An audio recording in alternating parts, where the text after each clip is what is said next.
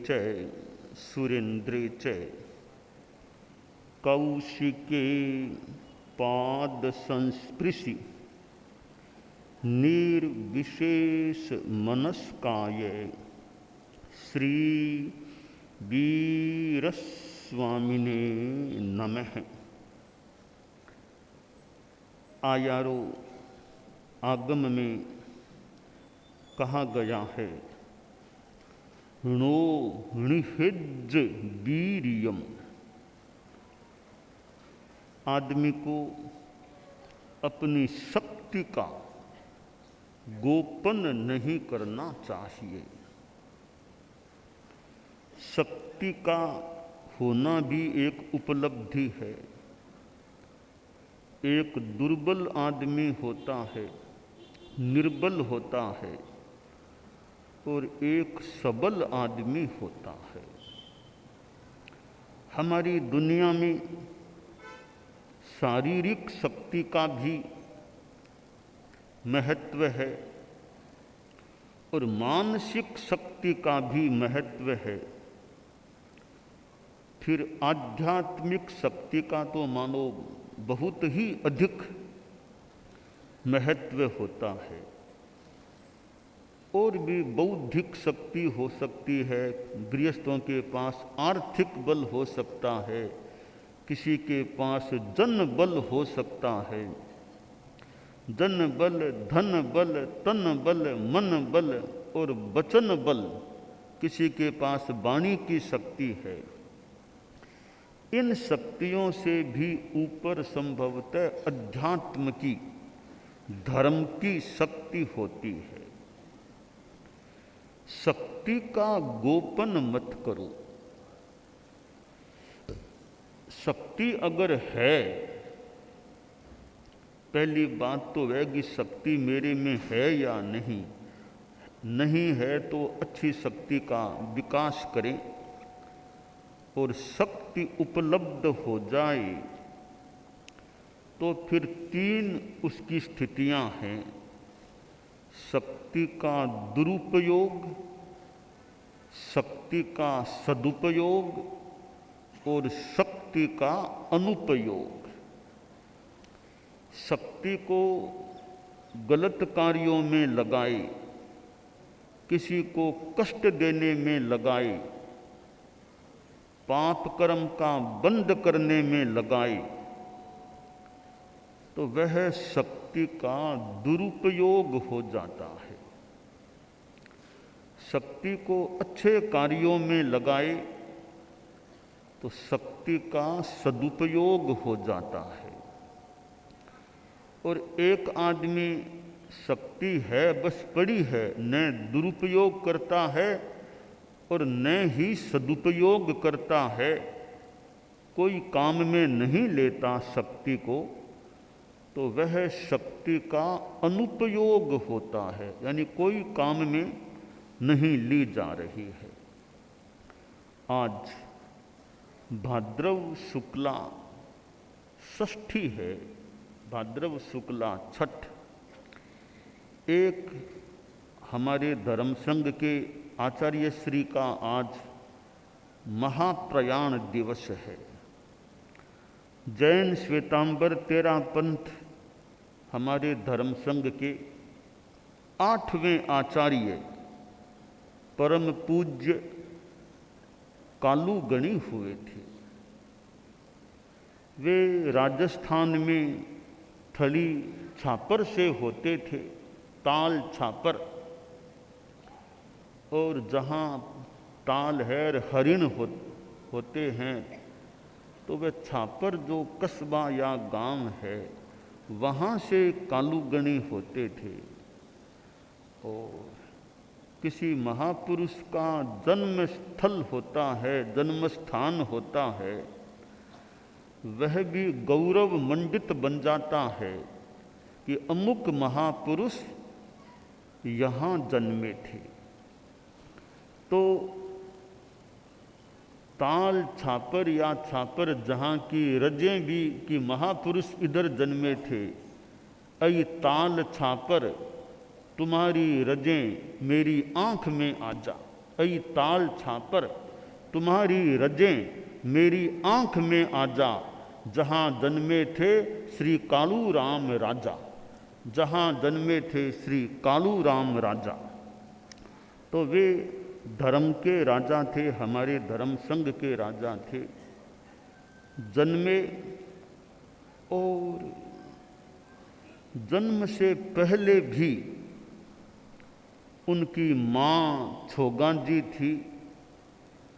उनको एक रात में लगा कोई बच्चा उनको दिख रहा है। वो बच्चा कह रहा है कि माँ, मैं तेरी गोद में पलना चाहता हूँ, मैं आ जाऊँ क्या? तुम मेरी सुरक्षा कर लोगी क्या? मेरे साथ खतरा भी आएगा, तुम मेरी सुरक्षा कर लोगी क्या? छोगां जी को संतान चाहिए थी। तो छोगां जी बोली, हाँ तू आ जा, मैं तुम्हारी रक्षा, तुम्हारा पालन पोषण करूंगी। थोड़ी सी कोई बात हुई होगी, वो बच्चा अदृश्य हो गया होगा।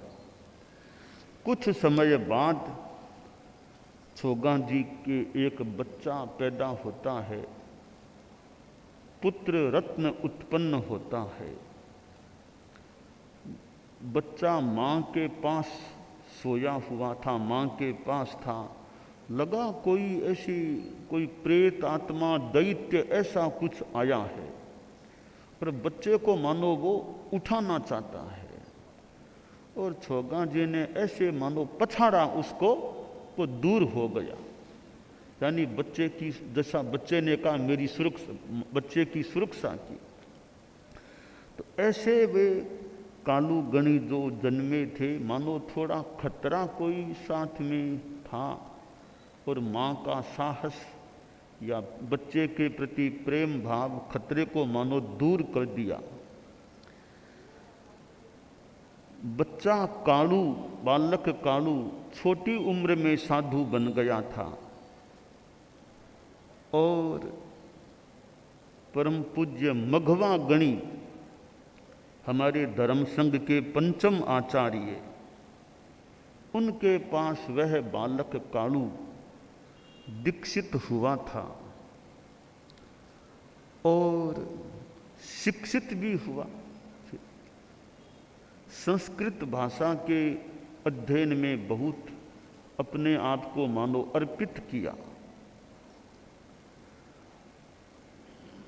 मघवा गणी के मानो कृपा पात्र एक शिष्य के रूप में मुनि कालू रहा। बाद में जब कुछ वर्षों बाद मघवा गणी का महाप्रयाण हो गया, फिर माणक गणी आचार्य बने, डालगणी आचार्य बने। और डालगणी जो हमारे धर्म संघ के सप्तम आचार्य थे, उन्होंने अपना उत्तराधिकारी मुनि कालू छापर को नियुक्त किया। हालांकि गुप्त रूप में नियुक्त किया, प्रगट में घोषणा नहीं की कि यह साधु मेरा उत्तराधिकारी है। गुप्त रूप में पत्र लिखा रहा और डालगणी के महाप्रयाण के बाद उस पत्र के आधार पर मुनि कालू छापर को आचार्य पद पर आरूढ़ किया गया। कालूगणी अष्टम आचार्य बने। उनका जन्म हुआ था विक्रम संवत 1933 फाल्गुन शुक्ला द्वितीया, फाल्गुन शुक्ला दूज, और वे आचार्य बने थे विक्रम संवत 1966। यही भाद्रव महीना और पूर्णिमा को उनका पट्टोत्सव हुआ। आचार्य पद पर वे विधिवत आरूढ़ हुए थे।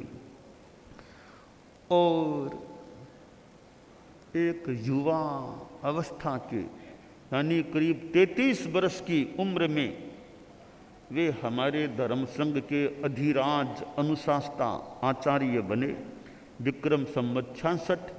जन्म में तो 2 तीये आ गए, आचार्य पदारोहण में 2 छक्के आ गए, तिया और 2 तिये, उधर 2 छक्के। 33 विक्रम संवत का जन्म है, करीब 33 वर्षों की उम्र में वे आचार्य श्री बन गए थे और अपने ढंग से करीब 27 वर्षों का उनका आचार्य काल रहा। उनके पास अनेक व्यक्ति दीक्षित हुए। आचार्य श्री तुलसी उन्हीं के पास दीक्षित हुए थे। आचार्य श्री महाप्रज्ञ जी भी कालुगणी के पास ही दीक्षित हुए थे। यों उनके अनेक शिष्यों में ये 2 उनके शिष्य हमारे धर्म संघ के, यानी उनके बाद आचार्य तुलसी आचार्य बने और आचार्य तुलसी ने आचार्य पद परित्यक्त किया, फिर आचार्य महाप्रज्ञ जी आचार्य बने। 2 आचार्यों के यानी दीक्षा देने वाले उनके दीक्षा दाता भी कालुगणी थे।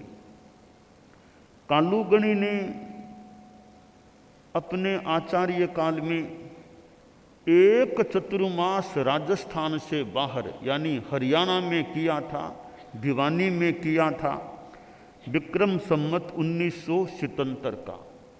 बाकी उनके सारे चतुर्मास राजस्थान में ही हुए थे। मर्यादा महोत्सवों में उन्होंने 1 मर्यादा महोत्सव, ओनली 1 राजस्थान के बाहर किया। वो मालवा मध्य प्रदेश में किया था, बड़नगर में किया था। बाकी उनके सारे मर्यादा महोत्सव राजस्थान में ही हुए थे। यानी वे ज़्यादा राजस्थान में ही रहे थे। यूँ हरियाणा जैसे चौमासा हुआ, ज़्यादा उनका प्रवास, उनका बिहार क्षेत्र वह राजस्थान ही रहा था।